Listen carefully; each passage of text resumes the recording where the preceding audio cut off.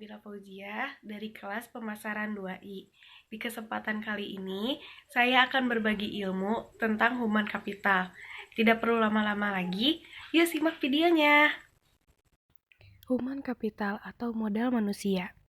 Arti dan pentingnya human capital. Istilah human capital pertama dikemukakan oleh seorang ekonom bernama Theodore Schultz yang berpendapat bahwa peningkatan kesejahteraan pada perusahaan tidak tergantung pada tanah, peralatan, energi, dan sumber daya, melainkan pada kompetensi pengetahuan dari pegawainya. 4 faktor yang mendeskripsikan human capital. Yang pertama ada kemampuan, yang kedua ada perilaku, yang ketiga ada usaha, dan yang keempat ada waktu, dan semuanya dimiliki dan dikendalikan oleh pegawai. Peran human capital sebagai kunci keunggulan organisasi terdiri dari 3 kelompok utama dari aset perusahaan, yaitu yang pertama ada aset finansial, misalnya uang tunai dan surat berharga. Aset disebut financial capital. Yang kedua ada aset fisik yang terdiri atas peralatan, gedung, dan tanah.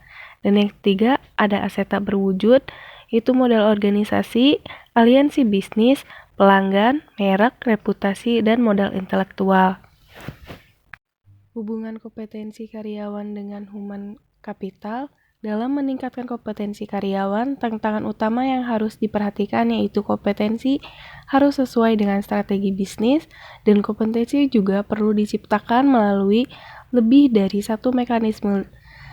5 cara untuk meningkatkan kompetensi karyawan yaitu 5B. Yang pertama ada buy atau membeli, mengganti SDM yang lama dengan yang baru dan memiliki kualitas yang lebih baik. Yang kedua ada build atau membangun, investasi dilakukan terhadap SDM untuk meningkatkan kualitasnya menjadi lebih baik. Yang ketiga ada borrow, meminjam, yaitu penggunaan konsultan atau partner efektif memungkinkan berbagi pengetahuan dan desain yang kerja baru. Dan yang keempat ada bounce atau melambung, perusahaan harus mengeluarkan karyawan yang bekerja di bawah standar. Dan yang terakhir ada blind, mengikat karyawan jangan keluar merupakan tindakan kritis pada semua tingkatan. Transformasi peran divisi SDM. Model konseptual yang dikemukakan oleh Ulrich menggambarkan bahwa transformasi divisi peran SDM yang didasarkan ada 2 dimensi utama, yaitu dimensi operasional dan dimensi strategi. Dari 2 dimensi ini muncul 4 peran SDM, yakni ada yang pertama strategi partner, yang kedua administrative expert, yang ketiga ada employee champion, dan yang terakhir ada change agent.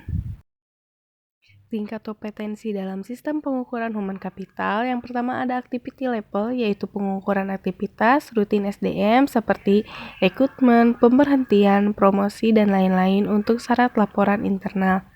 Yang kedua ada fungsional level, yaitu kolaborasi dengan unit fungsional organisasi, misal divisi dalam mengukur aktivitas, mengumpulkan dan menerjemahkan data, dan mengambil tindakan koleksi.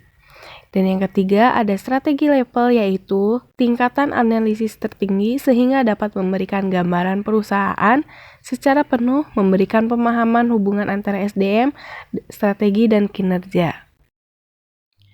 Perubahan paradigma karyawan. Pandangan perusahaan yang hanya cost saja dalam pengelolaan human capital harus ditinggalkan.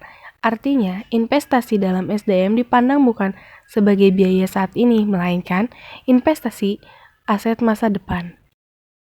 Mengidentifikasi human capital. 2 hal yang mendukung kontribusi investasi human capital ke dalam perusahaan. Pertama, karyawan dengan human capital lebih mungkin memberi layanan konsisten dan kualitas tinggi, sehingga perusahaan tempat mereka bekerja dapat mempertahankan pelanggan atau menarik pelanggan baru.